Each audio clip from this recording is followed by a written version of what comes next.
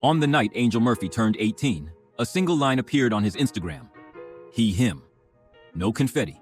No publicist statement. Just a quiet switch that thundered through Hollywood gossip feeds. Within hours, hashtags like $Where is Eddie trended, pointing not at the milestone itself, but at the one person who still hadn't hit like, was this a heartfelt coming-of-age moment?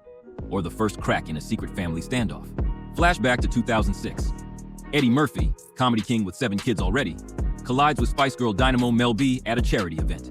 Sparks fly so hard, they celebrate with matching thigh tattoos, and a Meet the Parents dinner where Eddie asks Mel's dad for her hand. Friends later say it wasn't Mel craving baby number 8. Eddie was the one Googling nursery paint. Their whirlwind romance felt electric, reckless, unstoppable. And then it stopped. But tattoos are permanent. Feelings weren't. Did you ever think possibly of not having the baby? Absolutely not. This is a planned baby. This is something that we both sat down. Yeah, we both sat down and we discussed it. The RTL Boulevard crew corners Eddie Murphy on the Dreamgirls promo line. A Dutch reporter tosses a softball. Excited about the baby with Melanie, Eddie leans in, half smirk, and fires back. We're not together anymore. And I don't know whose child that is until it comes out and has a blood test. You shouldn't jump to conclusions, sir. Every UK tabloid plastered the soundbite across front pages within hours, calling it the Murphy bomb. Back in Los Angeles, Mel B lands to a phone lit up like a slot machine. Agents, publicists, even her dad demanding answers. Friends say she replayed the segment twice, whispered, "Unbelievable," then burst into tears before drafting a terse statement. This pregnancy was planned. Eddie knows it. Mel B furious with Murphy, chronicling her vow to prove paternity in court.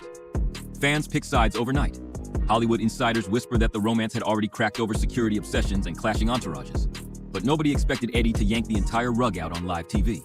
Court papers hit the clerk's desk within 72 hours. Proof that in Hollywood, heartbreak moves at litigation speed. Mel's in the delivery room. Angel Iris Murphy Brown lets out that first squawky cry. And for one glorious minute, it feels like the drama might finally cool off. Nope. Within weeks, the court orders Eddie to swab his cheek. The lab runs the test. And, surprise to no one but Eddie, he's 100% dad. Child support direct deposits start hitting Mel's account like clockwork. But here's the kicker. Money's the only thing that shows up. Birthdays roll by. No goofy dad dancing in the kitchen. No happy sweet 16 selfie. Angel blows out candles with mom and stepdad Stephen Belafonte, while that other chair at the table stays empty. Mel posts polite co-parenting platitudes to keep the peace. But friends say every unopened text from Eddie feels like a tiny ghosting all over again. And the silence, it's loud. School plays, report card days, first heartbreak. Eddie's name is just a line on the contact sheet nobody ever calls. Angel learns early that support checks can pay for ballet shoes, but they can't clap from the audience. And just when the quiet starts to feel permanent, Angel decides to shake the family tree in a way no one saw coming. Angel's 8, Eddie? Still MIA. There are literally 3 paparazzi shots of them together between 3rd grade and freshman year. 3. I have more photos with my dentist. Mel keeps things civil for the public, posting those blessed co-parenting captions, but insiders say it's mostly one-way traffic. She'll fire off a text, Angel's school play Friday at 7, and get radio silence back. No break a leg, no can I send flowers, just the typing dots that never actually type. Meanwhile, stepdad Stephen Belafonte is front row at every recital, shouting, "That's my girl," and handing out post-performance ice cream bribes. By middle school, Angel's friends assume he's her real dad. She doesn't rush to correct them. Why reopen a wound that never got stitches? Fast forward to teen life. First crush, learner's permit, that awkward braces phase. Eddie's still a ghost. Mel finally tells an interviewer things are balanced now, which is Hollywood code for I've stopped chasing. Translation, if Eddie wants in, the door's open, but she's done holding it for him. And you know how family group chats can feel like a party you're not invited to? Angel's living that in real life. 10 siblings out there posting family barbecues, matching holiday pajamas. She's double tapping from the outside looking in. Painful, right? But just when everyone thinks the story's set in stone, Angel flips the script, starting with a brand new name on the attendance sheet. So remember how Angel was always the artsy kid? Cut off jeans, paint on every backpack, zero fear of bright colors? Around 16, a subtle shift starts. The neon nails disappear, baggy hoodies move in, and Angel, on homework, quietly turns into AJ. Close friends catch the vibe and roll with it. No big coming out speech, just, cool, AJ got it. Now Mel, total mama bear mode, books, therapists, late night TikTok deep dives titled Trans 101. She's not perfect, She once mixed up they jetted them in a group chat and apologized like she'd broken a treaty. But the love is right there on her sleeve. Stepdad Steven is printing "Proud Bonus Dad" on a coffee mug within a week. Eddie, though? Here's where it gets complicated. The good news headlines pop up. Sources say Dad supports transition privately, but off-camera insiders whisper Eddie's calls slow to a trickle.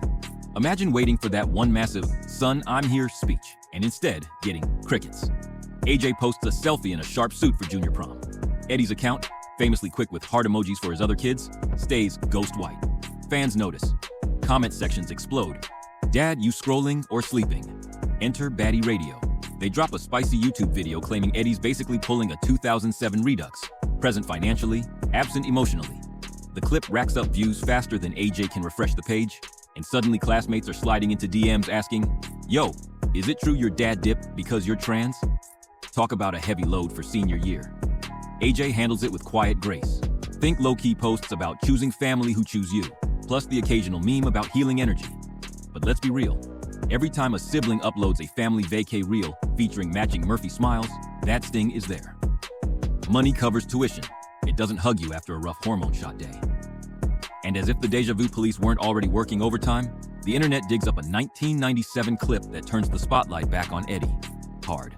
Nearly 3 decades earlier, patrol officers pull over Eddie's Land Cruiser after seeing trans sex worker Shalimar Sayuli climb in.